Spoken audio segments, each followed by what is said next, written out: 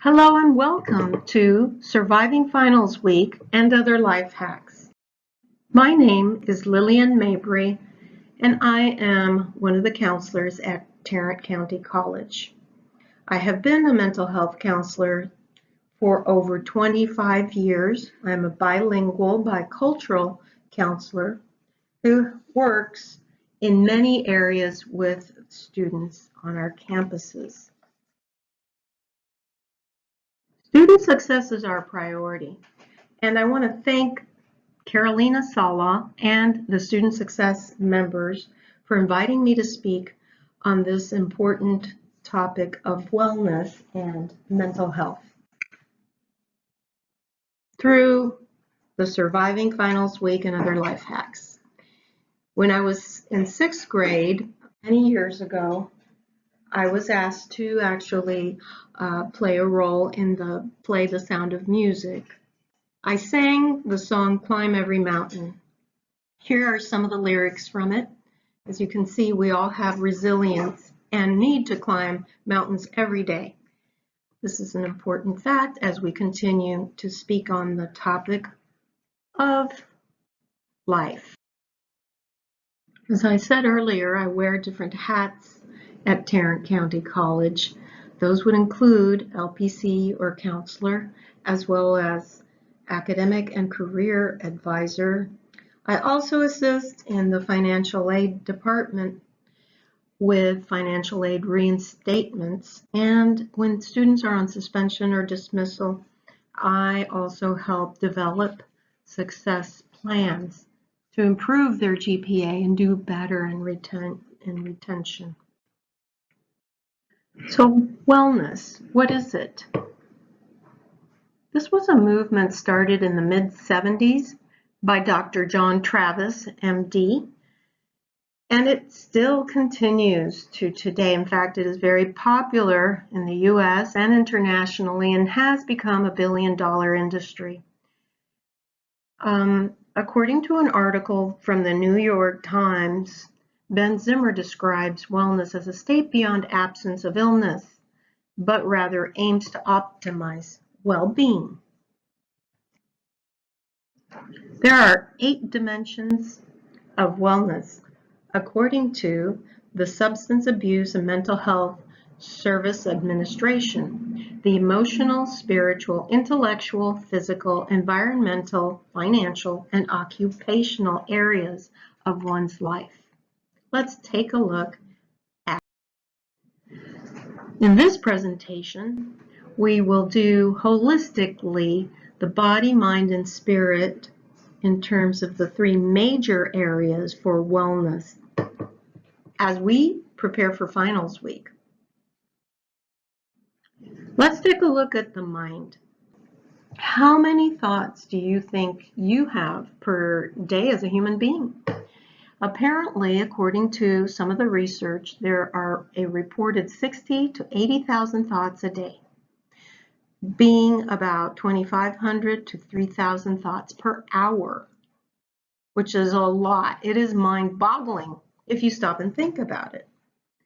So how do we control some of those thoughts? Here are some of the ways that I recommend that my students and others take care of their mental health.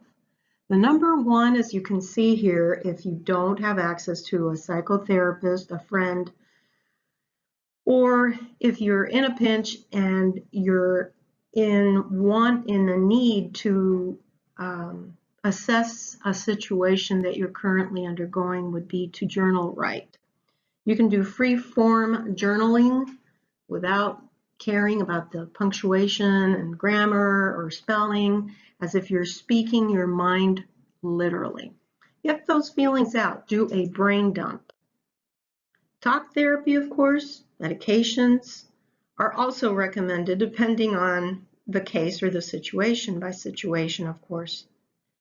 Vitamins, make sure you're taking plenty of good, healthy multivitamins, and possibly herbs to help you relax and feel calm in order to be able to focus better. There are nutritionists at different shops throughout the Metroplex that can help with recommending supplements, vitamins, or herbs to help with anxiety or light anxiety, as well as other things like sleep or lack of sleep. But we'll talk a little bit more about that next. Some other forms of mind control, if you will, are meditation or yoga. Those are good, healthy ways of controlling your thoughts and your mind. Mindfulness is different than meditation. A lot of people assume that it is one and the same, but in reality, they are very different. Mindfulness is concentration and focus on objects in the room and being present, or counting, for example, from 5 to 1 and pausing between the counts backwards in order to focus, concentrate, and control the mind. Meditation, on the other hand, is a way of emptying the mind. Yoga is related somewhat to meditation, but it also uses the physical body, so it strengthens both the mind and the body. Of course, positive self-talk, breathing to relax, music and art therapy, a sense of humor, playing with your pets, playing with Play-Doh, making puzzles, are also alternative ways of relaxing your mind. We have endorphins in the brain that are chemicals that help to reduce pain and stress. This is what may cause the euphoric feeling that some of us experience when we exercise or we do other activities. 3 of the most popular or most known hormones include oxytocin, serotonin, and dopamine. Dopamine, let's start there, is a chemical that's important for motivation, reward, memory, and attention. So, doing any type of exercise that helps in that regard, like going outdoors and getting some daily sun exposure, is good for serotonin levels. Oxytocin, on the other hand, is the hug or love hormone. Unfortunately, with COVID, this is something we're not being able to partake of very much. However, there are virtual hugs and there are feelings and memories attached to those that are very important to replay in our minds. As yes, we need, some of us that are more touchy-feely than others, more of that oxytocin in the brain in order to function at our best. The body, the mind is the central part of our entire body. The body is important in terms of function. Our bodies need, according to physicians and the latest studies, to get at least 30 minutes of exercise per day in order to be able to be at our fittest mentally. So they work, as you can see, holistically or interchangeably, mind, body, and spirit. So one way to do exercise, if you say, well, I can't, I don't have enough time, it's difficult, I just can't get those 30 minutes daily, 30 to 40 minutes, is by intermittent exercise. You don't have to do it all at one time. You can do maybe 10, 15 minutes in the morning of light exercise on YouTube, or take your dog for a walk or walk, run, and maybe at lunchtime get in the other 30 minutes or less, and then break it up in the evening, get another 10 to 15 minutes with some type of, shooting hoops or just working out in front of the TV to some form of exercise program, or dancing, aerobic exercise, dance, movement. As long as you're moving, it's a good thing. Again, sedentary exercise or sitting at your chair, if you are unable to do any kind of more expressive movement, will be okay, depending on your age or your conditions, or if there's any kind of physical disability. But do try to get some outdoor exercise, again remembering the vitamin D. as an important factor in healing and in growth and well-being. Gardening, for example, maybe you pick weeds for a little bit, or you mow the lawn, or you plant some beautiful flowers. These are forms of getting some exercise, and it's outdoor exercise, which is good if the weather is nice, of course. Walking outdoors with your pet or just alone are forms of, well, I try to maintain that as a daily habit. How we treat our bodies is so important through foods and the consumption of our diet. So there are so many diets out in the market right now, between keto and vegan or paleo vegan or gluten-free. You don't have to adhere to any one particular nutritional lifestyle, but lifestyle is key. Try to stick to a healthy diet and balance in the foods that you consume, because during finals, it's very easy to stress eat, and the holidays bring on a lot of the goodies that maybe aren't as healthy, and we maybe need to stay away from, like all the whites, the flour, sugar, carbohydrates, and things of that nature that aren't as healthy, although we need some of those in our diet too. Plus, I do believe in cheat days and having some time to have some joy in your diet too. So remember that if you don't get all of your nutrition through lots of vegetables and fruit, you can also supplement with multivitamins. A good, healthy multivitamin. My dad was a pharmacist. He always believed in taking your daily dose. If there's one thing I want to emphasize in this whole presentation, it is sleep. Sleep hygiene. This is ultimately important for our nervous system to work properly. Too little sleep leaves us drowsy and unable to concentrate. It can lead to disease, inflammation in the body, which then can actually cause major illnesses such as diabetes, cancer, etc. It can also, sleep deprivation can cause mood swings, and in some extreme cases, hallucinations can develop. When we're asleep, the brain repairs itself. So this is very important to do well, and the recommended amount for young adults is about 8 to 9 hours daily. Try not to take naps. Try, if you can, to get those 8 hours straight through.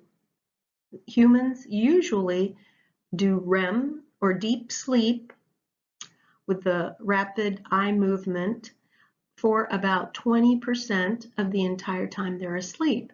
This is where the brain really gets into the activity of repair of the neurons. So you can't really get by very long or very well with less than 6 hours. And cat naps, if during finals, is something that you find you can do in order to function, then during your break or when you can, definitely make it a point to catch up. John F. Kennedy took 10 to 15-minute power naps daily, and that was helpful for him to function. So if in a crisis or a situation where you must, well, then you must, but do not make it a habit. Try to get your 6 to 9 hours per day, and preferably 8 to 9. Thank you. The spirit. This slide depicts what the ethereal spirit may look like in someone's imagination anyway. How do we connect, and why is it important? Of course, everyone is individual in this regard, and I will respect everyone's individuality. But in my practice and in my beliefs, our mind and body, being extremely important, do have an element to it of the surreal or spiritual. And in my practice, I have to say that prayer, spiritual readings, etc., are very important. So how do you connect? If you have an app, for example, the Bible is not necessarily everyone's go-to, but it could be something that some of you might want to learn more about. And there are apps on Bible studies. There is, of course, a lot out there in terms of all the different faiths and religions.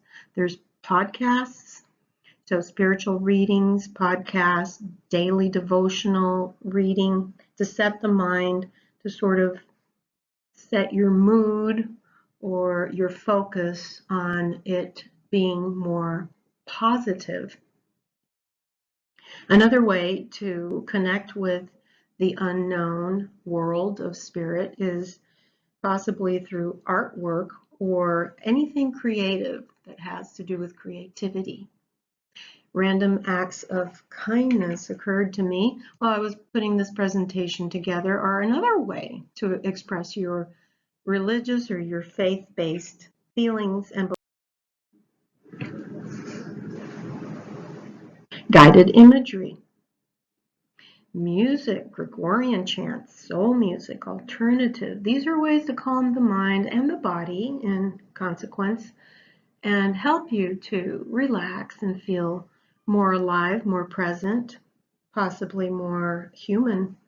Visualizations, ways of imagining the world or your own world in terms of possibilities, is a therapeutic tool we use with our clients in terms of trying to assist them in strategizing and becoming more aware of the possibilities in their lives and improving the condition of their lives. Aromatherapy seems to also go hand in hand. As you know, like I am Catholic, and so I've grown up with the sense when you walk into, for example, a cathedral or a church where you have the incense and things of that nature is an example to me of ways in which aromas or aromatherapy can work. Of course, nowadays there's scented candles and there's all sorts of devices that you can electronically have, or battery operated devices that will help with diffusing some type of positive and good feeling type of essence. Another way, personally, that is very helpful for relaxation and for calming the mind, the body, and the spirit would be through massages or massage therapy. It doesn't have to be a paid massage therapist. It can actually be someone in your household. Just rub my neck for a little while, or, you know, if one of your kids can, you know, give you a quick foot massage, that type of thing can be useful, can be practical, can be helpful, and it's free. Continuing on to the topic of spirit, it is important to keep, even though we are social distancing, some form of psychosocial activities through Skype or FaceTime or whatever means of electronic device works best for you in your personal life, but to not isolate too much and to try and connect with others, with friends and family. So recommended things that you can do outdoor might, one group of friends and I met in the summer and we picnicked at a park nearby. And we, of course, all sat in different spaces 6 feet apart, but each one of us brought our own little lunch, our own little sandwiches or salads, whatever we were eating that day, and did that as a way to maintain contact. At least the visual is better than nothing, and we do have a lot of electronic devices which are helpful in this day and age. So continue to foment those healthy relationships. And if you can and it's safe, you might consider a food bank, volunteering for a nonprofit, or Habitat for Humanity, or a number of other nonprofit organizations that are available for students. Tai Chi, you can do that to YouTube, or you can do it and learn it if you already know it, great, in the comfort of your own home, or you could do that outdoors in your backyard. That's something to consider as a great connector to spirit, to the higher power, to life. So let's talk about things that get in the way of doing well in our finals or any time in life. Procrastination and time management. Why do you think that goes on? What do we need to do? And is it as simple as just saying no? Maybe we need to delve into that a little bit deeper. One of the tools that we use in terms of motivation in therapy and as advisors is the learning style tools, or VARK, which is a test of your learning styles. It's an easy, free test that you can access online or come to one of us, set up a time to meet, and we can go through the VARK to see what your learning style is if you haven't already. It's an important and easy, like I said, tool to use for planning how to study. Are you a visual, auditory, reading, writing, or kinesthetic learner? What type of learner are you? Do you know? It does seem to make a difference if you know, I've noticed with some of my students, to then go forward and be able to be better at studying or at learning.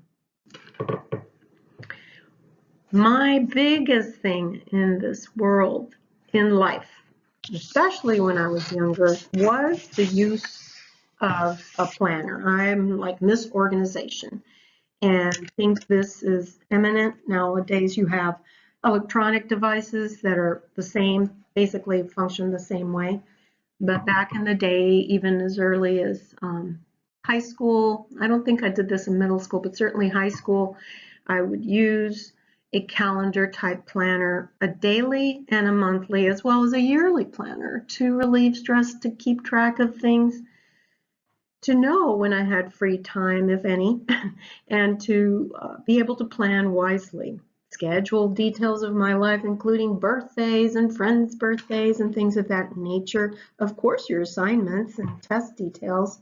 It's one of the things that we teach is in STSC classes. Take your syllabus and put everything down on your planner and then work backwards to schedule time, including me time.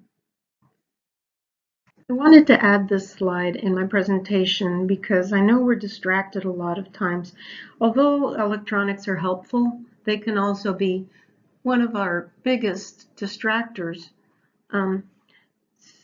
So if you find yourself too involved in your games or in your activities online, consider use of a planner, or at the very least, make a to-do list daily to keep track of your time. Time flies, so make the best use of it.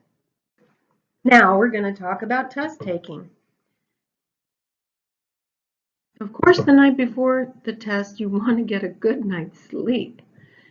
Aim for those 8 to 9 hours if possible.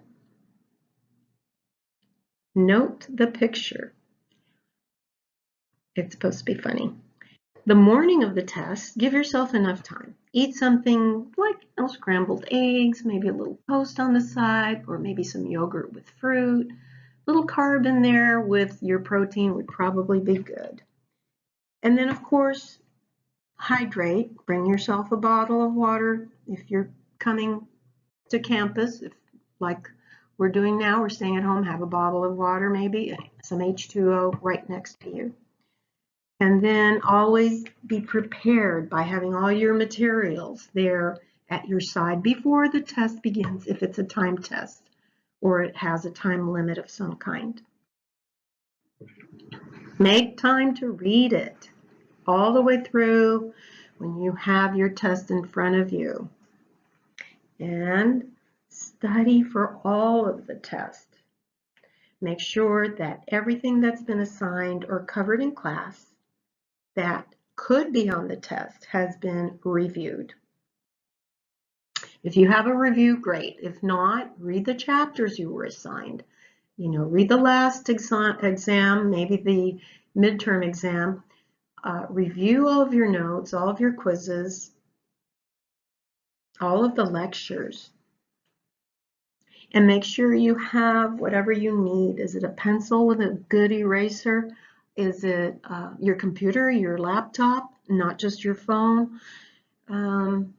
Make sure that you're in a comfortable seat and that you're wearing comfy clothes, enough to keep you alert and attentive, and maintain your integrity during the test, of course, as well as always try to breathe and relax during any project or presentation or test. So now we're going to get into the types of test questions. There are 4 that I'm going to address at this point: the multiple choice, the essay, the true and false, and matching. One of my favorites. Because the matching, let's start there, already has some of the answers to the test on it. So it can help, but sometimes it can be a little confusing too, but we'll get that taken care of in just one second. Let's talk about multiple choice, one of the most popular forms of test questions.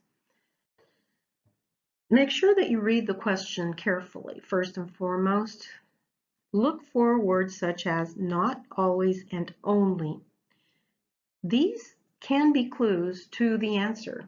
See if you're able to answer it prior to viewing the answers themselves. So those are tips. Essays. Read that question carefully before answering it. If you have a scratch piece of paper or can write on the side of your test, you may organize your thoughts that way by doing an outline, a quick outline of everything that it asks or what you know, your knowledge. Do a little bit of a brain dump there and make sure that you do it in an orderly fashion from your intro to the body or the topic, as well as a summary. The true and false are not too uncommon either. Read the statement again carefully and be careful of words such as frequently, sometimes, or a few. These can indicate a true statement. However, words like never, always, and only usually indicate a false statement. The matching. Read through the entire list of matching and see if you can find the words or statements that connect best. The key here is best. Double and triple check all of your responses. And of course, before you start your test or during the exam, look over the test. Make sure you keep track of time. Maybe you bring a watch or have one there at your desk. Scan the entire test again and answer the questions you're most confident with first, then those that you're not, and lastly, the toughest for you questions.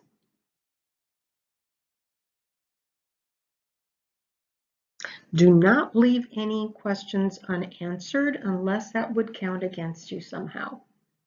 And then, if you have leftover time, make sure you check over all of your answers 2 or 3 times before turning in the test or exam. Focus on yourself, check your work, and you can adjust as needed in terms of your strategies if you're taking, and probably will be, taking the test online. So, one of the things that amazes me in terms of teaching a class is how many students do not put their name on the test. You want to get credit for your work, so whenever you submit something electronically or in person, always put your name on those tests, because the teacher or the instructor won't know who it's from. You want to get credit for it, like I said.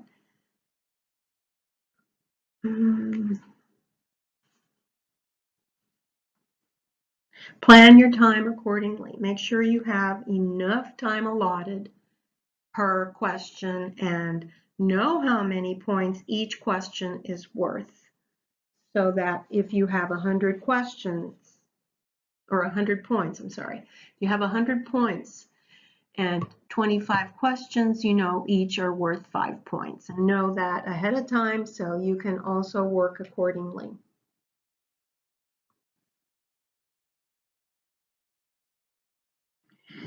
Finally, when you get the test back, check over all of your answers to see what you got wrong. Go back to the class material and try and figure out the correct answer. This helps in your learning process. Remember, life is a process, not an event. So we're here to learn. We're here to improve. None of us are absolute perfection or anything like that. You are here to learn. Again, I stress that. Try not to be too hard on yourself and try to learn from the experience. You might be tested on the same material you missed in the future, so you want to fully understand it. This is especially important in classes such as mathematics, where the content builds on itself. And in order to move ahead, as many of our students know, it's important to get the basis first. You have to get the basis down. You're building your house. You've got to have the right foundation before you put up the walls and the roof, right? All right, next slide. Before I move on, one of the things that makes test anxiety less of an issue is to practice. So the more that you do tests, the better you'll become and the more relaxed at doing it. It is kind of like riding a bicycle, remember? No, you didn't know how to ride initially. No, we don't come out of the womb knowing how to walk. So these are things we've learned. We have to remind ourselves that we're humans and we learn throughout the human process.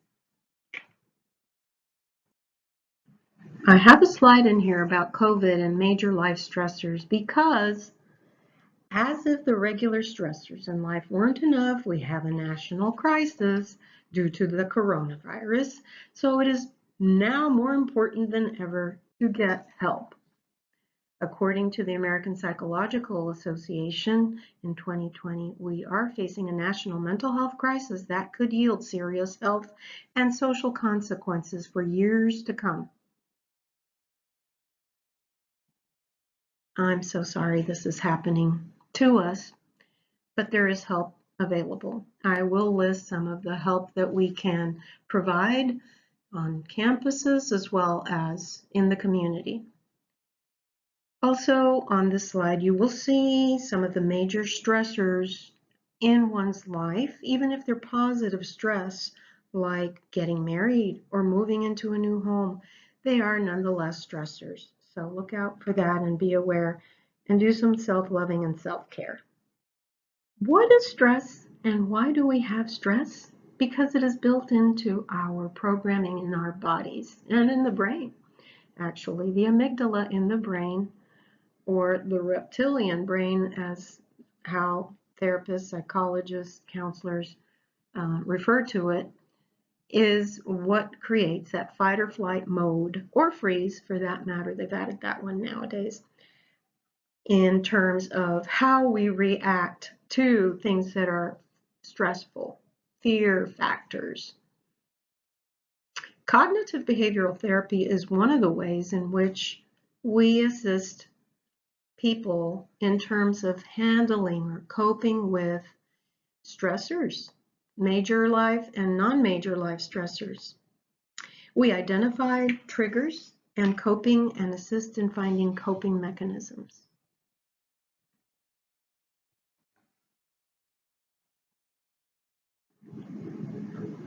We know that anxiety is real and it is painful, as well as depression.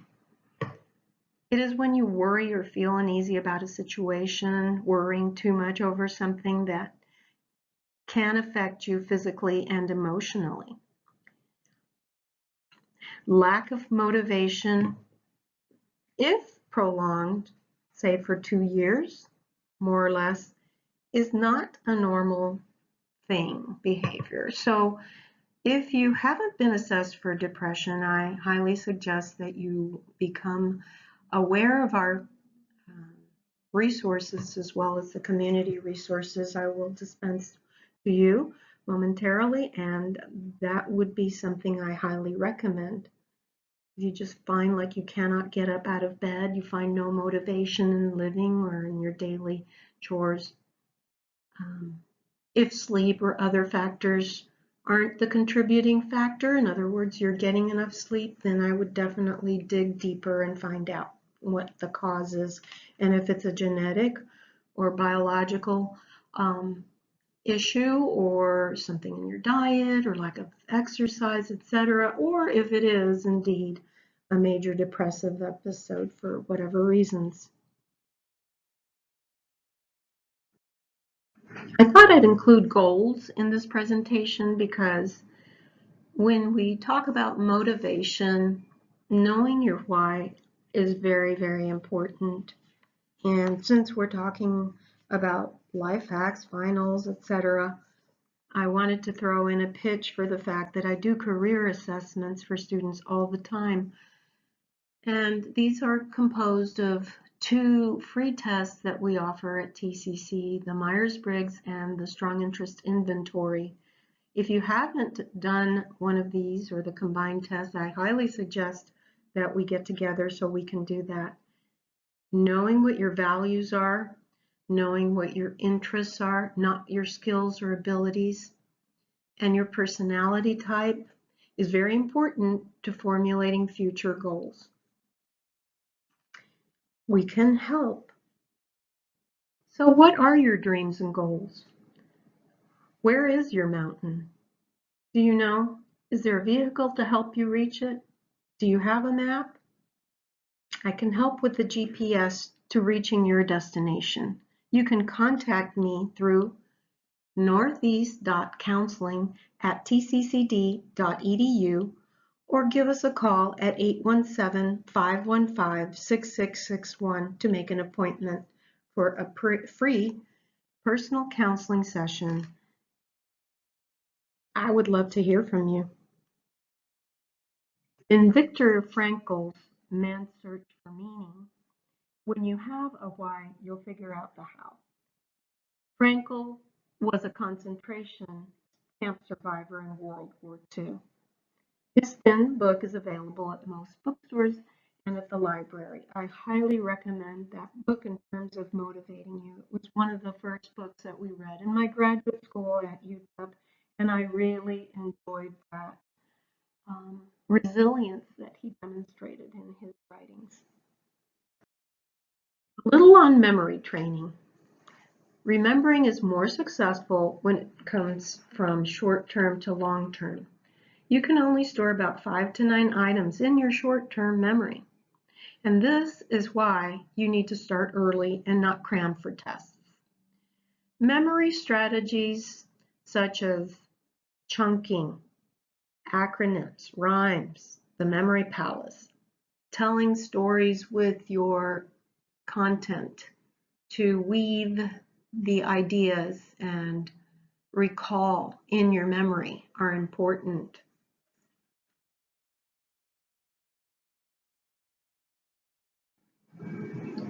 If you need academic support services, we're here to help. You can make an appointment through WebAdvisor or on our website through the Ivy chat or Toro icon. Tutoring and labs are available at TCC. The Northeast Math and Physics Center, the Academic Learning Center. We have emails and phone numbers. Look on our website for more information. Also the libraries, 24/7 tutoring, and supplemental instruction are all resources that are available to our students. In this case, for assistance. There are some financial resources that go through our campuses, stay the course. And the number is 817-534-0814 through Catholic Charities. It also provides the email at info-catholiccharities@ccdofw.org.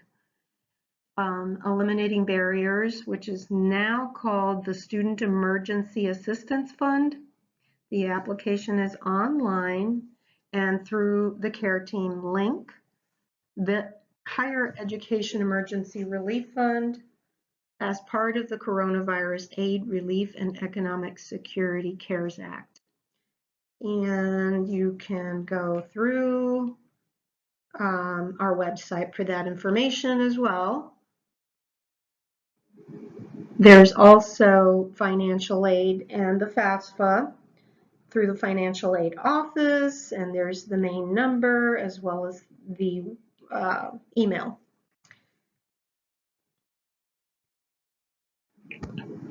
Here are the national hotlines that I'm familiar with.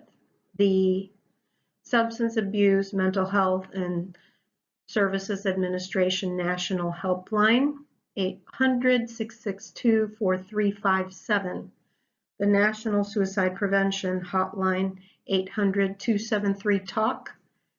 MHMR, Emergency Mental Health Support, 24 hours a day. 817, as I said earlier, 335-3022 or 800-866-2465. If you have an immediate emergency, you can call 911. If you or a friend are in immediate danger, please go to your nearest emergency room. Do not leave that person alone and accompany them until they get to safety.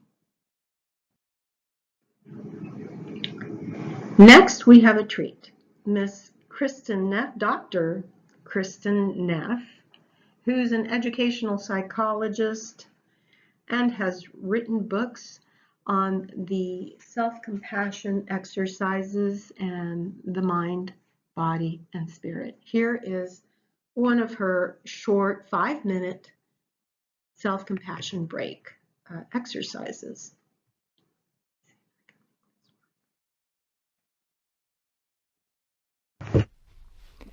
This practice is called the self-compassion break, and it's something you can do anytime during the day or at night when you need a little self-compassion.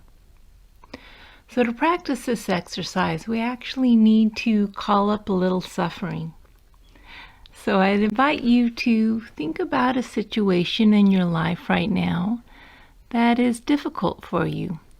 Maybe you're feeling stress, or you're having a relationship problem, or you're worried about something that might happen. I'd invite you to think of something that is difficult, but not overwhelmingly difficult, especially if you're new to practicing the self-compassion break. So finding a situation and getting in touch with it.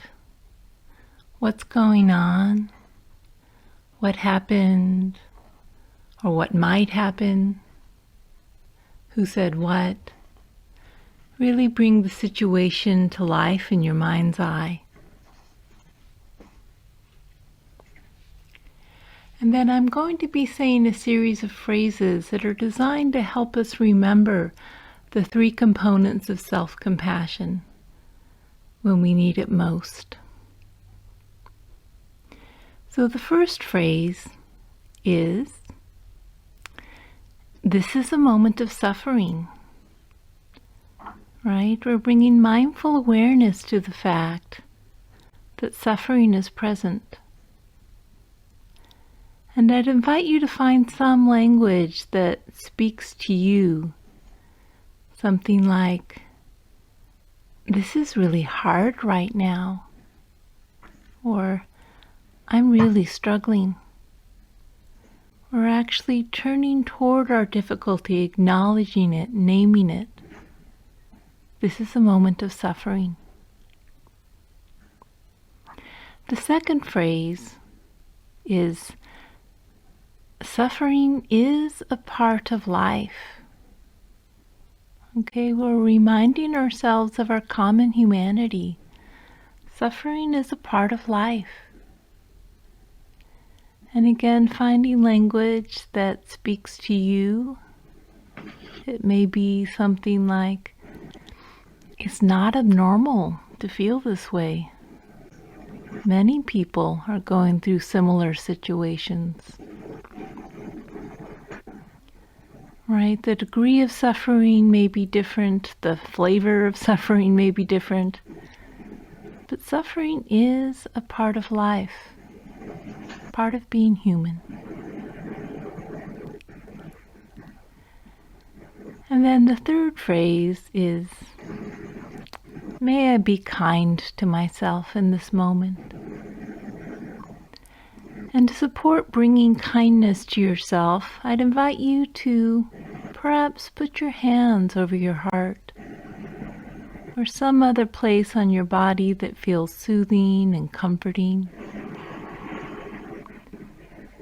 Feeling the warmth of your hands, the gentle touch. Letting those feelings of care stream through your fingers. May I be kind to myself. And using any language that supports that sense of kindness. Perhaps language you would use with a good friend you cared about who was going through a very similar situation. You know, it may be something like, I'm here for you. It's going to be okay. I care about you. You can even try using a diminutive if that feels comfortable. You know, oh darling, I'm so sorry. Or you can try calling yourself by your first name. Anything that feels natural to express your deep wish that you be well and happy and free from suffering.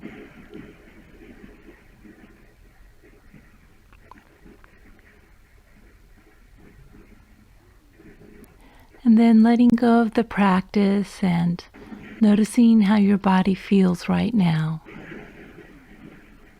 Allowing any sensations to be just as they are. Allowing yourself to be just as you are in this moment.